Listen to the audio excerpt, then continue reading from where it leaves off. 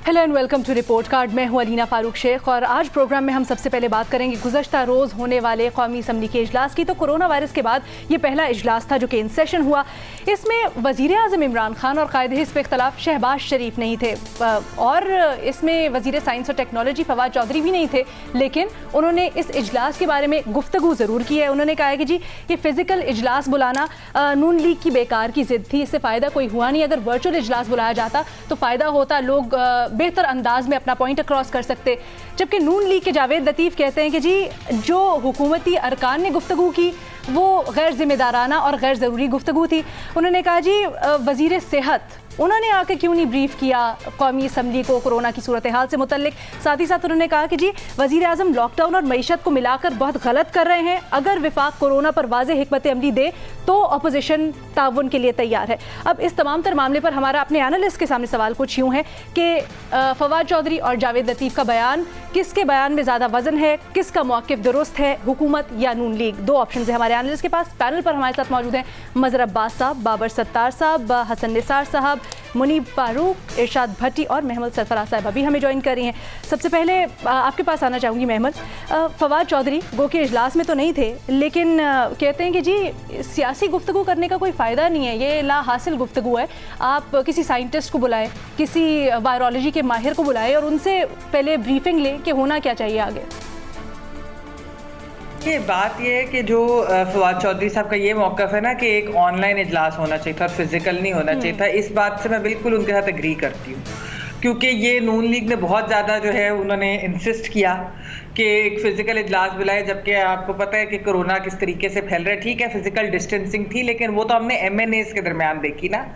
असल में तो जो पार्लियामेंट जब खुलती है या सेशन होता है तो एक पूरा स्टाफ जो होता है 200-300 लोगों का जो पीछे भी काम कर रहा होता है, तो उसको भी आप लोगों ने इंगेज किया। तो इसका मतलब है कि कहीं ना कहीं आप लोगों ने खुद को भी रिस्क पे डाला और आपने दूसरों को भी रिस्क पे डाला, तो वो वाली चीज़ ठीक है। अच्छा, जहाँ तक ये है कि ब्रीफिंग वायरोलॉजिस्ट और वो देखिए वो एक अलग चीज़ है। पार्लियामेंट के सेशन के अंदर तो MNAs ने ही आपस में यानी कि बात करनी थी और उन्होंने ही उसके ऊपर कोरोना के ऊपर कोई एक कंसेंसस बनानी है या कोई पॉलिसी के ऊपर बात करनी है। गैर संजीदगी की जो बात है, देखिए मैं कहूँगी कि हुकूमत की भी गैर संजीदगी ज़रूर एक चीज़ एक तरह से दिखाई दी। मैं तो इसमें कहूंगी कि दोनों ही एक्चुअली एक तरह से गैर संजीदा थोड़े से नजर आए।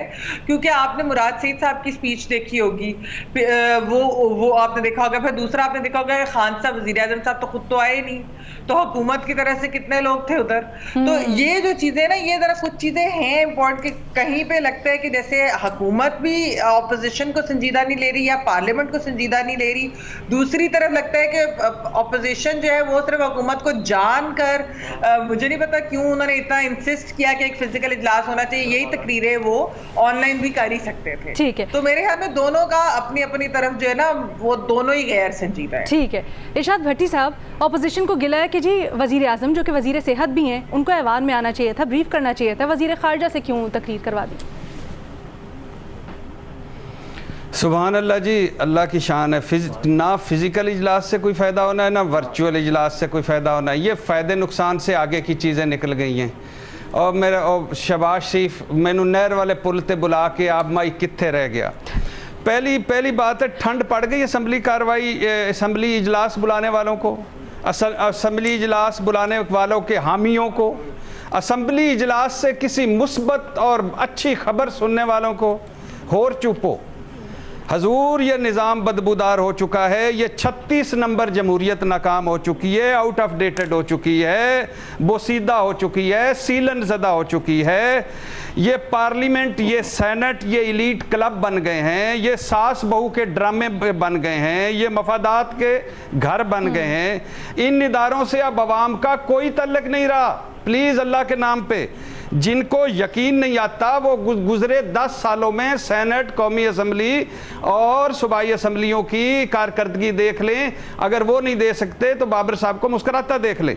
लिहाजा ये बदबूदार निज़ाम बदलें, ये एक्सपायर्ड हो चुकी जमहूरियत का कुछ करें, ये सेनेट ख़त्म करें, गवर्नर हाउसेज ख़त्म करें, कौमी असम्बली सूबाई असम्बलियों के मेम्बरान की ये बेताशा तादाद कम करें, नए सूबे बनाएं और अगर हो सके तो मौजूदा मेम्बरान पर पाबंदी लगाएं कि ये आइंदा सेनेट और कौमी असम्बली के रुकन नहीं बन सकते।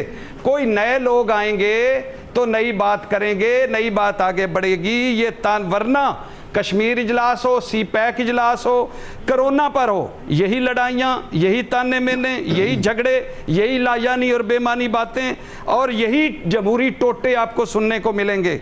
इन सब को किसी जनाजे पर भी ले जाओ और कहो कि 2-2 मिनट गुफ्तगू करें तो अल्हम्दुलिल्लाह यहीं से शुरू करेंगे जहां कल ख़त्म किया था। बाबर साहब, भट्टी साहब कह रहे हैं जी पार्लियामेंट को ही ख़त्म करें, सारे निज़ाम को ख़त्म करें, चले नए लोगों के आए, शायद बात कंस्ट्रक्टिव हो जाए। लेकिन अभी जो हो रहा है उसमें तो भट्टी साहब की बात से आप मुत्तफिक हैं क्या? देखिए, रमज़ान का महीना है, कबूलियत का महीना होता है, आपकी दुआएं कबूल हो जाती हैं बहुत सारी। भट्टी साहब की ये दुआ तो पाकिस्तान में हर 10-12 साल बाद कबूल होती है। अभी इन्होंने जो की नुक्ते बयान किए हैं वो आप जनरल मुशर्रफ की तकरीर 1999 की उठा के देख लें, तो वो भी निज़ाम को तब्दील करने के लिए निकले थे। सब कुछ पार्लियामेंट में कर दिया, कानून बनाने की, आइन बनाने की खुद इख्तियार ले लिया, आइन के अंदर तरामीम लेके आ गए। उन्होंने कहा जी पुराने जो बुरे सियासतदान हैं इन्हें खत्म कर देंगे, नए लोगों को लेके आएंगे सामने। तो फिर वही सारी कहानी है। यही आप तकरीर उसकी अयूब खान की उठा के देख लें, उसके अंदर भी इसी तरह की बात। तो ये होता रहता है पाकिस्तान में। भट्टी साहब की जो अरमान है ये अनकरीब कहना तो यही चाहिए। शुक्रिया निजाम चल रहा है। बाबर साहब, शुक्रिया मिनिस्टर तो है हमारे बाबर साहब, शुक्रिया। लेकिन आपने मुझे मुशर्रफ और अयूब से मिला दिया और ये कहीं किसी जमहूरे से नहीं मिलाया, आपकी मेहरबानी। जी बाबर साहब कंप्लीट कीजिए। जी, दोनों ही गलत हैं इन अ सेंस के कॉन्ट्रडिक्शन नजर आती है। अगर पीटीआई ये कह रही है कि हम मुल्क खोलने के लिए जा रहे हैं तो फिर आप पार्लियामेंट को कैसे बंद रखेंगे? आप रोज दिखाते हैं टीवी के ऊपर के बाजारों के अंदर क्या हो रहा है, तो आप पार्लियामेंट को किस बेसिस के ऊपर बंद रखेंगे? और इसी तरह पीएमएलएन अगर खड़े होकर वहां ये कह रही है कि लॉकडाउन आपने खोल दिया और बड़ा गलत किया, पार्लियामेंट के अंदर खड़े होकर कह रही है, तो फिर आप क्यों जिद कर रहे थे कि आप फिजिकली यहाँ पे आए? तो फॉल और फेल का तजाद दोनों साइड पे नजर आता है। ठीक है मज़ीद साहब, कल सिंध की भी गुफ्तगू हुई। वज़ीर ख़ारजा कहते हैं कि जी पीपल्स पार्टी जो पहले विफाक की जमात थी अब वो सिर्फ सिंध की जमात बन के रह गई है। उन्होंने कहा सूबाइयत की बू आती है। आज मुर्तज़ा वहाब साहब ने प्रेस कॉन्फ्रेंस में जवाब भी दिया, कहते हैं तासुब की बू तो वज़ीर आज़म साहब से आती है, बाकी सूबों में गए, कोरोना की सूरत हाल से मुतल्लिक वहाँ तमाम तर जायज़ा लिया हर चीज़ का, लेकिन सिंध नहीं आए। देखिए ये तो खैर ब्लेम गेम है, वो चलते रहते हैं, सियासी तकारीर ऐसी होती रहती हैं। लेकिन जो आपका सवाल है बुनियादी तौर पर, देखिए मतलब अगर वर्चुअल होते तो उसमें कैसे सब्सटेंस ज़्यादा आ जाता, यानी इस वही मेंबर्स होते ना, तो किसी एक मेंबर की तरफ से कोई ऐसी तकरीर नहीं मुझे सुनने को मिली जिसमें सब्सटेंस हो, जिसके अच्छा सब्सटेंस के लिए आप इजलास बुलाने की ज़रूरत नहीं है। आप मुझे बताएं इतनी सियासी जमातों में कोई एक पॉलिसी स्टेटमेंट बताएं कि कोरोना के मसले पे सेंट्रल एग्जीक्यूटिव कमेटी का इजलास हुआ हो, उसने कोई पॉलिसी स्टेटमेंट जारी किया हो, उसने कोई ठोस तजावीज़ दी हों, माँ सिवाय इसके कि जी आप इकट्ठा हो जाएं इकट्ठा। फिर ना गवर्नमेंट इंटरेस्टेड लगती है चीज़ों को सबको साथ लेके चलने में, ना ही अपोजिशन की तरफ से कोई ठोस शवायद आ रहे हैं। तो इस हद तक तो फवाद चौधरी साहब की बात ठीक है कि जहां आप सोशल डिस्टेंसिंग की बात करते हैं, प्रैक्टिकली बड़ा मुश्किल होता है। आप लिफ्ट में जाते हैं, 4-4, 10-10 लोग लिफ्ट के अंदर होते हैं, आपको ये ख्याल ही नहीं होता कि आप जब लिफ्ट के बटन दबा रहे होते हैं तो आप इस चीज़ के चांसेस होते हैं कि वायरस इन्फेक्ट। अच्छा, कल हमने टीवी पे भी देखा एक दूसरे के पास जाके, ये कह रहा हूँ ना, यही बुनियादी तौर पे जहाँ तक ये बात है, ये जो अभी हमारे भट्टी साहब कह रहे थे, देखिए प्रॉब्लम ये नहीं है, अगेन हम जनरलाइज कर देते हैं चीज़ों को। ऐसा नहीं है कि 10-12 साल में कोई काम नहीं हुआ। आप जाएँ प्रोसीडिंग्स उठा लें, आप जाएँ पब्लिक अकाउंट्स कमेटी की प्रोसीडिंग्स उठा लें, उसकी पूरी डॉक्यूमेंट्स उठा लें। जब चौधरी निसार साहब पब्लिक अकाउंट्स कमेटी के चेयरमैन थे, उसकी प्रोसीडिंग उठा लें, उसकी बात की उठा लें। चीज़ें होती हैं, बहुत इम्प्रूवमेंट की ज़रूरत है, बहुत चीज़ों की बेहतरी की ज़रूरत है। अब आप ये सब चीज़ें ख़त्म कर दें तो क्या करें? इन सब को बैन कर दें आप, फिर क्या होगा? फिर कौन से लोग आ जाएंगे जो इसी निज़ाम से ही तो लोग आएंगे, इसी माशरे से ही तो लोग आएंगे। जहाँ जिन कॉलेज यूनिवर्सिटीज़ में मैंने पढ़ा होगा और जो कुछ पढ़ा होगा वहीं से तो मैं निकल के आऊँगा। तो ये चीज़ें नहीं होती हैं, प्रोसेस होता है, उस प्रोसेस को बेहतर बनाया जा सकता है, मज़ीद बेहतर बनाएं। या तो आप ये कहें कि जी पार्लियामेंट्री निज़ाम ही ख़राब है, ये भी बात ठीक है, आप कह सकते हैं कि जी इस निज़ाम को ख़त्म होना चाहिए, प्रेसिडेंशियल फॉर्म आ जाना चाहिए। प्रेसिडेंशियल फॉर्म भी पसंद नहीं है तो मार्शल लॉ आ जाना चाहिए। मार्शल लॉ की भी बहुत सी शक्लें हमारे पास हैं, मुशर्रफ साहब की भी है, ज़िया-उल-हक की भी है, अयूब खान की भी है, बता दें कौन सी शक्ल। तो ये सिर्फ कहना काफ़ी नहीं है कि ये निज़ाम ख़त्म हो गया। अगर निज़ाम ख़त्म हो गया है तो उसका ऑल्टरनेट भी दें कि क्या निज़ाम आना चाहिए, फिर कौन सी चीज़ आनी चाहिए बेहतरी। ठीक है, तो मेरा ख्याल है इस तरफ जहाँ तक ये बात है, ये बात फवाद चौधरी साहब की ठीक थी कि जी इस तरह के सेशन में रिस्क ज़्यादा इन्वॉल्व था, क्योंकि हो गया तो उसमें कोई सब्सटेंस हमें नजर हसन निसार साहब को शामिल गुफ्तगू करते हैं। हसन साहब, जहां अपोजिशन ये गिला करती है कि वज़ीर आज़म साहब जो वज़ीर सेहत भी हैं नहीं आए, उन्होंने ब्रीफ नहीं किया, वहाँ भट्टी साहब ने एक सवाल उठाया कि जी शहबाज शरीफ कायदे हिस्ब इख्तलाफ वो भी नहरें वाले पुल पे बुला के पता नहीं खुद कहाँ रह गए। हाँ, मैंने कहा नियाज़ी साहब होते तो बताते कि भट्टी साहब की गुफ्तगू सुन के उनको और मुझे दोनों को टर्मिनोलॉजी समेत 25-26 साल पुराने कॉलम जो है ना, 1 नहीं 2 नहीं 10 नहीं, कम से कम को 300-400 कॉलम मुख्तलिफ पैराए में यही बात की गई, लेकिन ना तब मेरी सुनी गई थी। तो टर्मिनोलॉजी भी इन्होंने वही इस्तेमाल की है, ना आज इनकी सुनी जाएगी। इस मुल्क का मुकद्दर नहीं है। आमिर आता है उसको जमहूरियत का दौरा पड़ता है, जमहूरियत के ज़रिए को आता है उसको आमरीत का दौरा पड़ता है। सो यही हमारे नसीब है। अच्छा, अब चलो आगे। बाबर साहब ने कहा था कि रमज़ानुल मुबारक में दुआओं की कबूलियत का महीना होता है। अर्ज़ ये है कि दुआओं का मेरिट होता है बाबर साहब, इसीलिए सदियों से आपकी कोई दुआ कबूल नहीं हो रही। आलम इस्लाम को अल्लाह पाक यूँ कर दे, आलम इस्लाम का यूँ कर दे, कुछ नहीं हो रहा। उसकी वजह है कि हमारी दुआओं में सब्सटेंस नहीं है, जान नहीं है, मेरिट नहीं है। अब आ गया आपका सवाल कि इन दोनों में से कौन सही है। देखें, एक बड़ा खूबसूरत जुमला है कि Nattha Singh and Prem Singh one and the same thing. वारदातिये दोनों होते हैं। नत्था सिंह जरा एग्रेशन के साथ और प्रेम सिंह जरा गाने गुने गा के दरख्तों के पीछे पटाने की कोशिश करता है। तो अवाम पर बाकी ये दोनों नेले पे दले हैं। फोटो फिनिश पे फैसला हो सकता है, वही रिवायती अंदाज उसलूब और घिसे पिटे सियासतदान है। तो इनमें से क्या बेहतर निकालना है आपने? 2 खोटे सिक्के हैं। चलें, ठीक है, आप मुझे बताएं, आप कौन सा सिक्का कबूल करके मुझे सामान इनायत फरमाएंगी? मुनीब, ऑपोजिशन कहती है विफाक कोई वाज़ेह हिकमत अमली नहीं पेश करी कोरोना पे, अगर तो पेश करते हैं तो ऑपोजिशन ताउन के लिए तैयार है। देखिए, पहले तो हम मेरे ख्याल में रमजान में है तो भट्टी साहब की गुफ्तगू सुन के तो वैसे ही बंदा थोड़ी देर ताब नहीं ला सकता, लेकिन बसद एहतराम मैं यही कहूँगा कि कल के जो सारा हमने शो देखा उसका नेशनल असेंबली के अंदर, उसमें सिवाय मतलब वो शोला बयानी के या जो अपने जो ऑरेटरी के स्किल्स हैं वो दिखाने के और तो कुछ भी नजर नहीं आया।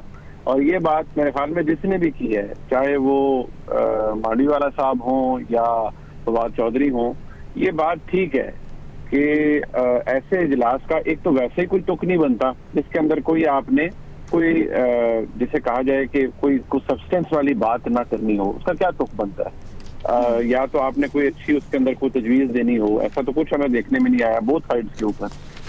तो और दुनिया मेरे ख्याल में बदल रही है। ऐसे हालात के अंदर अगर वर्चुअल इजलास हो जाता तो उसमें कोई बात नहीं थी। उससे ये कह देना कि वो साजिश है हुकूमत की या उससे कुछ हुकूमत ने हासिल कर लेना था, तो ऐसा बिल्कुल नहीं था। कल के नेशनल असेंबली के इजलास में शहबाज शरीफ साहब नहीं आए और बाद में ये वजाहतें दी गई कि वो कैंसर सर्वाइवर है। बिल्कुल है, अल्लाह ताला सबको सेहत दे। तो यही बात पे ज़हन में रखिए कि अगर एवरेज उम्र निकाल लें हमारे पार्लियामेंटेरियंस की, तो वो फिर इस बात की कमाजी करती है कि फिर शायद ऐसे हालात के अंदर तो फिर बिल्कुल भी इजलास नहीं होना चाहिए, क्या सेनेट का और क्या नेशनल असेंबली का। आपको टेक्नोलॉजी के साथ आगे चलना चाहिए, मीनिंगफुल गुफ्तगू होनी चाहिए।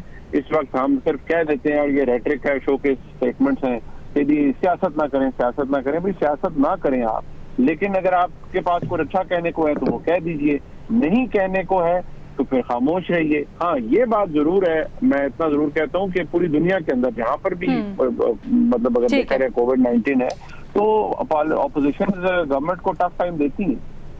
ठीक है, हमारे तमाम पैनलिस्ट की राय आ गई। एक छोटी सी ब्रेक लेंगे, उसके बाद अपना दूसरा सवाल पैनलिस्ट के सामने रखेंगे। स्मार्ट लॉकडाउन कितना मौसर है, ये जरा इस पर नजर डालेंगे एक ब्रेक के बाद। मुल्क में स्मार्ट लॉकडाउन इम्प्लीमेंट हो चुका है, उसकी ज़रा बात करेंगे। तो आदाद शुमार के मुताबिक मुल्क में कोरोना वायरस से हलाकतों की मजमूई तादाद 700 से ज़्यादा हो गई है, जबकि नए केसेस सामने आने से मुसद्दिका मरीजों की तादाद तकरीबन 32,000 तक जा पहुंची है। उधर स्मार्ट लॉकडाउन के नाम पर मार्केट्स और बाजार खुले हैं और ख़रीदार और दुकानदार SOPs पर अमल दरामद करते हुए कहीं नज़र नहीं आ रहे। ऐसे में कौमी असम्बली में इजहार ख्याल करते हुए वज़ीर मवासलात मुराद सईद ने कहा है कि जी न्यूयॉर्क के गवर्नर ने कहा है कि वो पाकिस्तान की जानिब से मुतारिफ करवाया जाने वाला स्मार्ट लॉकडाउन का तरीक़ाकार अपनाएंगे। मुराद सईद ने कहा है कि दुनिया हमारी पैरवी कर रही है, लेकिन अपोजिशन है कि उनको ये पसंद ही नहीं आ रहा। अब इस पर हमारा सवाल अपने एनालिस्ट से कुछ यूँ है कि क्या पाकिस्तान में मुतारिफ करवाया जाने वाला स्मार्ट लॉकडाउन का तरीक़ाकार दुरुस्त है, हाँ या ना के ऑप्शन हैं हमारे एनालिस्ट के पास। बाबर साहब, सबसे पहले आपसे जानना चाहेंगे, you are very close to जहाँ की बात हो रही है, तो क्या गवर्नर कुओमो साहब कुछ पाकिस्तान की तर्ज पे करने जा रहे हैं स्मार्ट लॉकडाउन? देखिए, मैं तो कल से घबरा रहा था कि कहीं गवर्नर एंड्रू कुओमो को कोई ये ना बता दे कि मुराद सईद साहब ने क्या कहा, बड़ी शर्मिंदगी हो जाएगी। देखिए, जो पाकिस्तान कर रहा है वो ना तो लॉकडाउन है ना वो स्मार्ट है, लेकिन ये है कि बड़ी डिप्रेसिंग खबरें आजकल बीमारी की भी, इकोनॉमिक मेल्टडाउन की भी, तो उसमें ये थोड़ी सी कॉमिक रिलीफ बड़ी अच्छी चीज है, आपको हंसने खेलने का मौका मिलता है, स्पेशली मुराद सईद साहब जब बात करें। इरशाद भट्टी साहब, सवाल ये भी है कि जी अगर लोग ही स्मार्ट नहीं होंगे, आवाम स्मार्ट नहीं होगी, तो फिर स्मार्ट लॉकडाउन का क्या बनेगा? पहली बात तो ये कि अल्लाह करे बाबर साहब ने जो कहा है मेरी दुआ कबूल हो जाए, मेरिट से हट कर है या मेरिट समेत है। और बाबर साहब की इतला के लिए अर्ज़ है कि उन्होंने अयूब का नाम लिया, अयूब की पैदावार भुट्टो हैं। ज़िया का नाम लिया, ज़िया की पैदावार नवाज शरीफ हैं। और एक रह जाता है मुशर्रफ। सिर्फ मुशर्रफ से बेनज़ीर ने NRO किया और नवाज शरीफ ने आने जाने की डीलें फरमाई। लिहाजा ये मुझसे ज़्यादा फ़ायदे ले चुके हैं जो आज हमारे जमहूरियत के चैम्पियन हैं। और प्लीज़ मुझसे खा मखा की अकीदत ना करवाएं। पार्लियामेंट, जमहूरियत, आइन, कानून मुझे कुछ डिलीवर करे, मेरे बच्चों को कुछ डिलीवर करे, इस मुल्क को कुछ दे तो मैं इसकी इज्जत करूं। ये करोने हैं इनके, जब आए थे इनकी सियासत देखें, आज देखें, उस वक्त असासे देखें, आज देखें।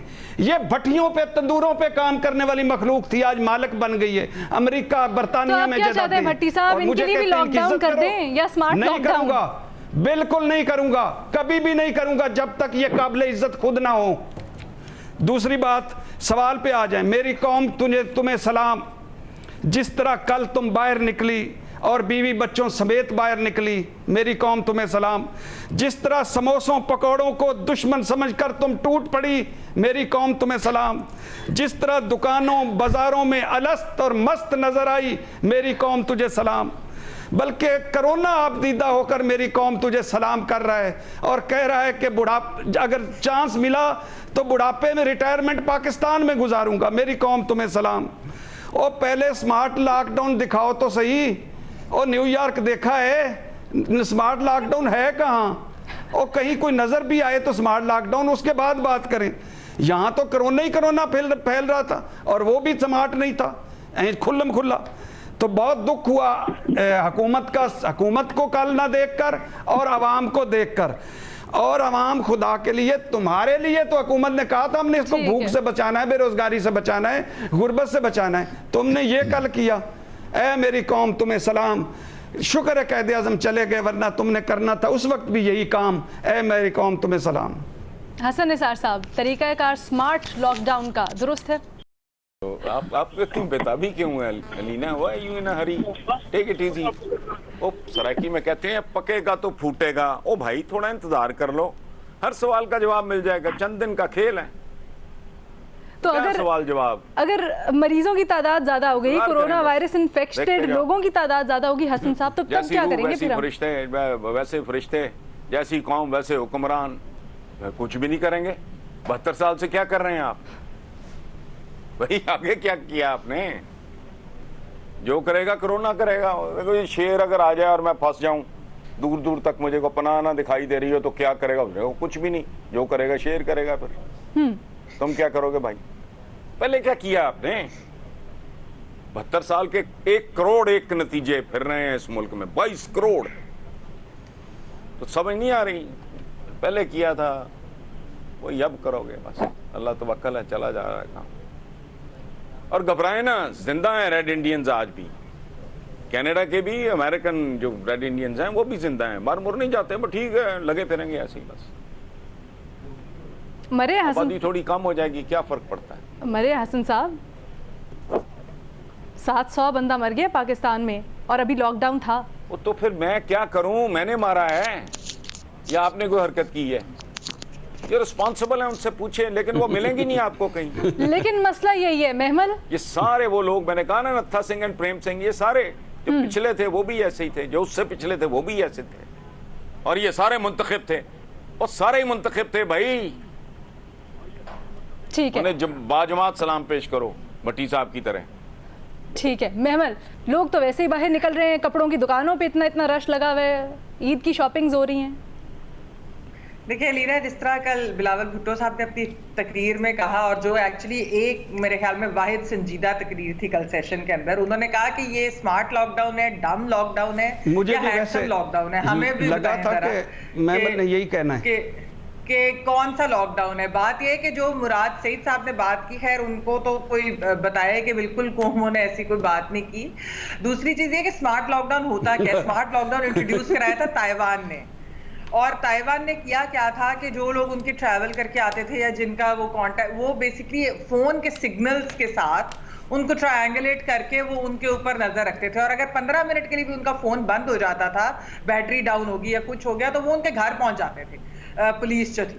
तो बेसिकली उनकी गवर्नमेंट ने बड़ी सख्ती से एक स्मार्ट लॉकडाउन इन्फोर्स किया थ्रू फोन सिग्नल्स, ठीक है, जिसकी वजह से उसको स्मार्ट लॉकडाउन कहते हैं। पाकिस्तान के अंदर कौन सा स्मार्ट लॉकडाउन? हालांकि वजीर आजम साहब और असद उमर साहब ने कहा हम टेक्नोलॉजी का इस्तेमाल करेंगे और गालिबन इंटेलिजेंस एजेंसीज भी हेल्प करेंगी हमें सिग्नल्स जो है वो, लेकिन अभी आपको फिलहाल स्मार्ट लॉकडाउन नजर ही नहीं आ रहा। ठीक है भाई, लॉकडाउन ही नहीं है अलीना, लॉकडाउन ही नहीं है तो स्मार्ट तो दूर की बात। मुनीब से पूछते हैं, मुनीब आपको क्या लग रहा है?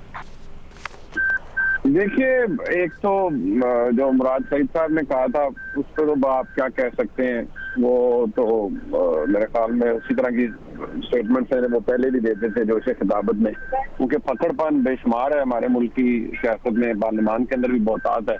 तो मुराद सईद साहब भी वही कर रहे थे, लेकिन मैं श्योर मुराद सईद साहब के फॉलोअर्स, इमरान खान साहब सब बहुत खुश होंगे कि कल उन्होंने एक नई तारीख खत्म की है।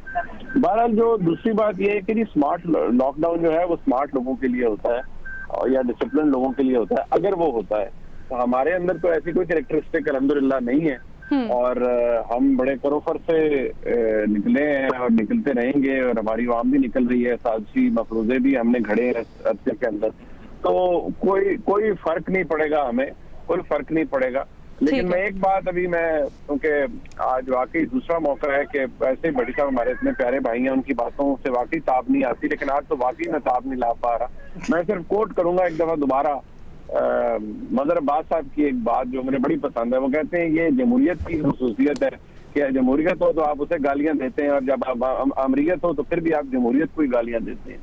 तो मैं बस इसके साथ अब बाकी मजीद जो मैं कहूँगा वो शायद कुछ इतना खुशगवार नहीं होगा, ठीक है, लिहाजा मैं यहीं पर अपनी बात को खत्म करता हूँ। अच्छा देखिए, भुट्टो तो अयूब खान की पैदावार था, नवाज शरीफ ज़िया-उल-हक की पैदावार था, लेकिन ये दोनों किसकी पैदावार थे? अयूब खान और ज़िया-उल-हक। और फिर मुशर्रफ किसकी पैदावार था? और इनको सिविलियन ही क्यों पैदा करने होते हैं? ये छोड़ दें बहस के ये अच्छे थे बुरे थे, इस पर बिल्कुल बात हो सकती है, और बहुत ही बुरे हुक्मरान रहे हमारे सिविलियंस भी, इसमें कोई शक नहीं है।